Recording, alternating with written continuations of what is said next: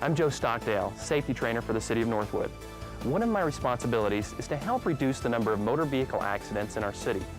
Vehicle collisions were our most frequent and costly type of claims involving our employees. It seemed like every time we turned around, there was another accident report being turned in. We even had one fatal accident.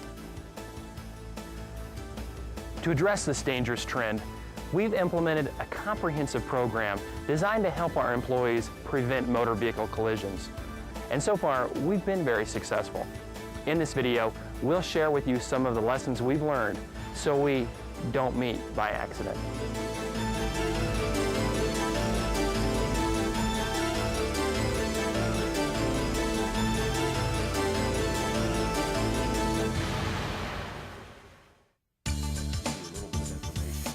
One of the first things our safety committee did was analyze how the accidents were occurring.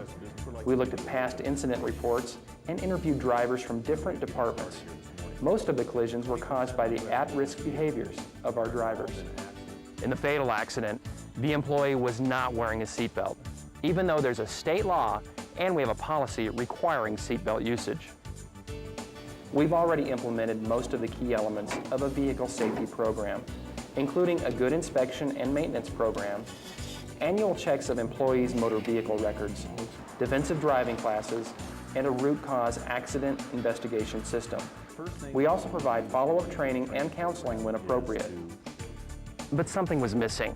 No matter how hard we preached about seatbelts, speeding, backing, it didn't seem to sink in. Accidents were still happening at an alarming rate. So I decided to ask our employees how they thought we could improve on our accident record. I looked up the names of city employees who had recently been involved in motor vehicle collisions and asked them to attend a brainstorming session. We made it clear in advance that we didn't want to assign blame. We just wanted their feedback and ideas on how to prevent these accidents in the future. Their input was invaluable. Welcome and thanks for coming.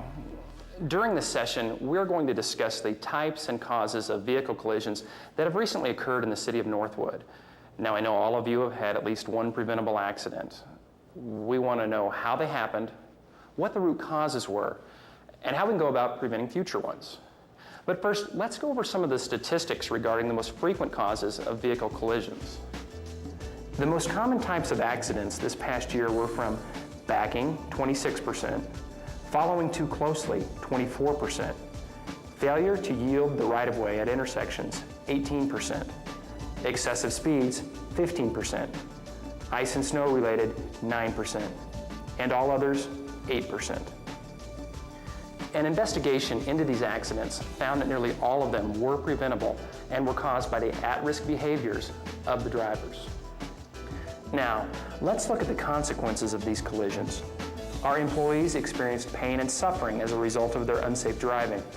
They lost time from work. One family lost a loved one. The city sustained vehicle damage and workers' comp claims, and now we're paying higher insurance premiums. All of these factors add up to a serious problem. So, let's take some time and see if we can figure out how to minimize these collisions in the future. Does anyone want to go first and tell us about your accident? Well, heck, I guess I'll go first. We're running our route over on 12th Street. I was driving, and Gil was behind the truck picking up trash. I had to back up the truck to get around a parked car. As I was backing up, I heard a thump and a yell. I hopped out of the truck, ran to the back, and saw Gil lying there, screaming. I'd run over his leg. Gil had a compound fracture and was off work for 3 months. We had 7 other backing accidents this past year. In each case, our employee performed an at-risk maneuver. So what can we do to prevent these from happening?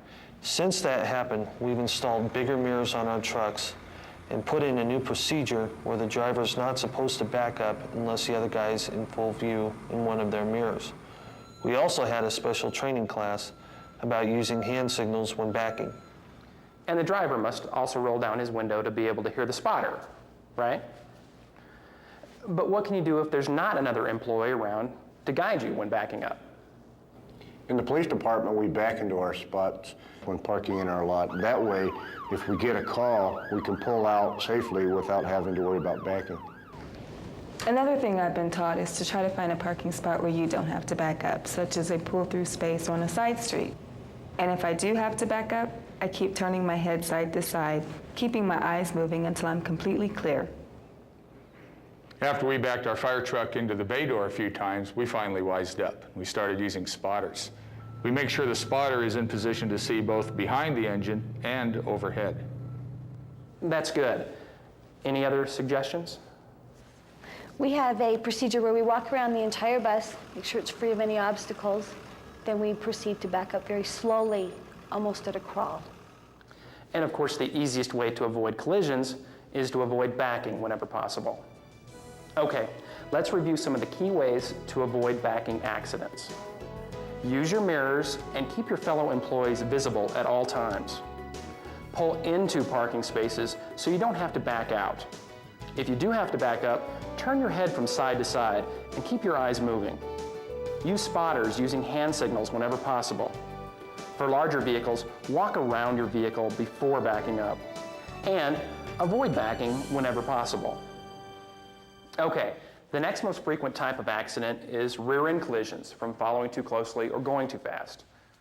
Anyone ever done this? That's what happened to me last month. I was in a hurry to get over to the planning department for a meeting. This guy in front of me came to a quick stop and I slammed into the back of him. There was something else, wasn't there? Yeah, I was dialing up my supervisor on my cell phone. My mind was on the meeting. I was distracted by the phone, and when I looked up, it was too late to stop. I should have called before I left, or I could have pulled over to make the call, but I was running late. We've had a lot of rear-enders in the transit department. It's usually due to tourists gawking around, not paying much attention. Sometimes we go a little bit too fast to try to keep on schedule and slam into things, especially when the roads are icy. You've all heard of the 3-second rule for following distance. That's where you focus on the vehicle in front of you, and when it passes a fixed object, count 1001, 1002, 1003. If you reach the object before you get to the 1003, you're following too closely and you need to back off. But that doesn't work on the freeway. Other cars will just pull in front of you. Obviously, the 3-second rule may not be practical during rush hour traffic. You have to use good judgment. But you'll want to increase that length if you're driving in adverse weather conditions. Or if you're driving a vehicle that takes longer to stop, like one of our trucks. Very good. What else can we do to minimize these accidents? We're taught to keep our eyes moving, look ahead for hazards, and stay alert to changing conditions. The key is to really focus on your driving, avoid distractions, and always be prepared to take evasive actions. Let's review again how to prevent rear-end collisions. Eliminate distractions while driving. Practice the 3-second rule. Allow extra stopping distance for adverse weather or large vehicles. Maintain your focus on the road and be prepared to take evasive action. Third on the list of most frequent vehicle accidents are intersection collisions. What are some general rules for driving through intersections? If you're turning, use your signals. It drives me nuts when people don't signal. When you're waiting to turn, keep your steering wheel straight and your foot on the brake. That way, if you're hit from behind, you won't get knocked into oncoming traffic. I was always taught that when approaching an intersection, to cover your brake and keep your eyes moving. And watch out for other drivers not paying attention. Well, that's what happened in my collision last year. Me and my partner were running lights and siren to a call, and as I entered the intersection at 3rd and Main, I was T-boned by another car. I didn't even see him, and he didn't see me. I received 38 stitches to the head and a fractured pelvis. My partner wasn't so lucky. He was thrown from the vehicle and killed. Were either of you wearing seatbelts? No, we were under the impression that police officers weren't required to wear them. Unfortunately, that was a fatal misunderstanding. Most state laws require that all drivers and front seat passengers must wear their seatbelts. Fran, tell us about your accident. Well, I had pulled out into an intersection. I was making a left-hand turn. The light turned yellow and I pulled out. I thought the car coming from the other direction was going to stop when the light turned red. As I turned, he blew through the red light and clipped my front end. Nobody was hurt, But it scared the bejesus out of me, and he was ticketed. True, he was legally at fault, but do you think you did everything you could to avoid the collision? Well, I really should have waited until I knew for sure if he was going to come to a stop. Or you could have waited until the next left turn arrow. Intersection accidents are very common and oftentimes deadly. People race to beat a yellow light and blow through an intersection at excessive speeds. So what can we do? With the big trucks we drive, I just wait for the green arrow or until I know it's clear. We're under orders if we're running lights and siren that we'll slow down at a green light and stop completely at a stop sign or a red light. We make sure everyone else yields to us before we enter the intersection. We have that policy too. I was just in a hurry that day and I learned a lesson that I'll never forget. That you're of no help to anyone unless you arrive there safely. So let's summarize some of the do's and don'ts regarding intersections. Use your turn signals so other drivers know your intentions. While waiting to turn, keep your wheels straight and your foot on the brake. Wait for all traffic to clear before proceeding, or wait for the next signal. When going straight through an intersection, cover your brake and watch for other drivers. During an emergency response, make absolutely sure that traffic in all directions has stopped before proceeding through an intersection. We've had our first incident of road rage. Jane, would you like to give us the details? Well, first off, I'd like to say it wasn't even my fault. I mean, it happened a couple weeks ago. It was in the morning. I was driving down the interstate, but I was going the speed limit. And right away, there's some guy, he's on my tail. And so I hit my brakes, and he swerves into the other lane. Immediately, he comes back. That goes on for a couple of miles, and then he starts to pass me, and as he's passing me, he's screaming obscenities and shaking his fist at me, so I flip him off. As he starts passing me further, he just jerks into my side of the lane, so I go off the road. I mean, he caused all this damage to my car. The idiot almost killed me. It sounds like you provoked him a little. Well, you would too if someone was on your tail like that. If I'd have seen that, I'd have given you both a ticket. That's how people get killed, Jane. It takes two people to tangle, and one of you needs to act like an adult. You have to control your emotions. Ignore those hotheads. Don't let them get to you. Some people are too stressed out these days, and the smallest thing can lead to a serious act of road rage. What else should she have done in this situation, Officer Rocco? Well, don't provoke the other driver or look them in the eye. Get their plate number, and if you have a cell phone, pull over to the side of the road and call 911 or the local police department. But don't play their game, because if you do, you're asking for trouble. Good ideas. Remember what Officer Rocco said. Road rage is usually a two-way street. Keep your emotions under control and don't provoke other drivers. Okay, the last accident we have to review today involves the rollover of a fire truck on an icy road. Mike, you want to tell us what happened? We were responding to a fire call. It was Tuesday afternoon, about 2 p.m. It had been snowing for about 2 hours. The streets were slick and visibility was poor. We crested this hill, and when I braked, the rear end started sliding and I lost control. We slid off the road and down an embankment.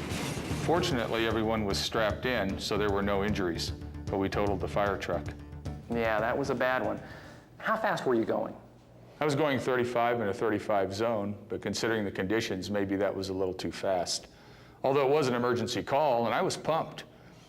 But we never got to the call, so we weren't able to help anyone. Sound familiar to anyone? Yeah, last winter I was on my way to a water main break, and I came to an intersection and the light was red. I proceeded to turn right on red, and out of nowhere a car from the left slammed into me. He said he couldn't stop that fast. And considering the conditions, I should have waited until the light turned green and then made sure everything was clear before I proceeded. Braking distances are much greater on ice and snow. You need to reduce your speed and give yourself plenty of room to stop. Also, some of the maneuvers you do on dry streets are not advisable during icy conditions. And those of us who drive in the mountains have special hazards to deal with, such as steeper hills, shady spots, bridges with ice on them, and wild animals on the road. Well, I learned my lesson, but at least it wasn't as bad as that bonehead move those Parks guys did last winter. You mean driving the dump truck onto the ice at Dawson's Lake to check the ice thickness? Yeah, it went down faster than the Titanic. Well, they said the supervisor gave him the okay. Well, I think they're both in the running for the Darwin Award. Yeah, we all make mistakes. Some are just more outrageous than others. But we're all here to learn from our mistakes, and I'll bet that one never happens again. At least I hope. You know, there's few other situations I've noticed when I'm driving around town that bother me. Last week, I observed several seasonal employees piling into the back of a pickup truck to ride back to the shop at the end of the day. Everyone needs to be in a passenger seat and buckled in, even when driving short distances. Also, keep those small tractors and other unlicensed vehicles off the streets. Then yesterday, I was going through a water main repair project on Elm Street. The cones and barricades were set properly, but a city truck was parked outside the cones, creating a hazard for passing motorists. He said he just stopped by for a minute, but that's all it takes for an accident to happen. Finally, when you leave your vehicle, even if you're in a hurry, please turn off the engine, take it out of gear, and set the parking brake. Otherwise, it may drive off without you. I know we've covered a lot of material in terms of preventing vehicle collisions, so hopefully you won't be in another one. But in case you do have another accident, what procedures should you follow? Call 911 or your local police, and of course, summon emergency medical care if needed. And remain at the scene and cooperate with the police. Have your driver's license and your insurance and registration card available. And we'll have to file a police report if the damage is $1,000 or more. And depending on the circumstances, you may have to take a drug and alcohol test. Get the name, address, and insurance company of the other driver involved, and get the names and phone numbers of any witnesses too. Also, don't admit liability. Report the accident to your supervisor and risk manager. They will in turn report it to our insurer, who will assign a claims adjuster to investigate it and determine who's liable. You've all come up with some great suggestions, and we could probably go on for many more hours. But let's recap some of the main points we've talked about today. Let's start with our most frequent and costly type of vehicle collisions: backing. Avoid backing whenever possible. Use your mirrors and keep your fellow employees visible at all times. Pull into parking spaces so you don't have to back out. If you do have to back up, turn your head from side to side and keep your eyes moving. Use spotters using hand signals whenever possible. And for larger vehicles, walk around your vehicle before backing up. The second most frequent types of accidents involve rear-end collisions. These can be reduced if you eliminate distractions while driving. Practice the 3-second rule. Allow extra stopping distance for adverse weather or large vehicles. And maintain your focus on the road and be prepared to take evasive action. Intersections can be very dangerous and result in severe collisions. Remember these key do's and don'ts. Use your turn signals so other drivers know your intentions. While waiting to turn, keep your wheels straight and your foot on the brake. Wait for all traffic to clear before proceeding, or wait for the next signal. When going straight through an intersection, cover your brake and watch for other drivers. During an emergency response, make absolutely sure that traffic in all directions has stopped before proceeding through an intersection. A rapidly increasing danger on the highways is road rage. You can control these situations if you keep your own emotions under control. Don't provoke other drivers. Don't make eye contact. Let them pass.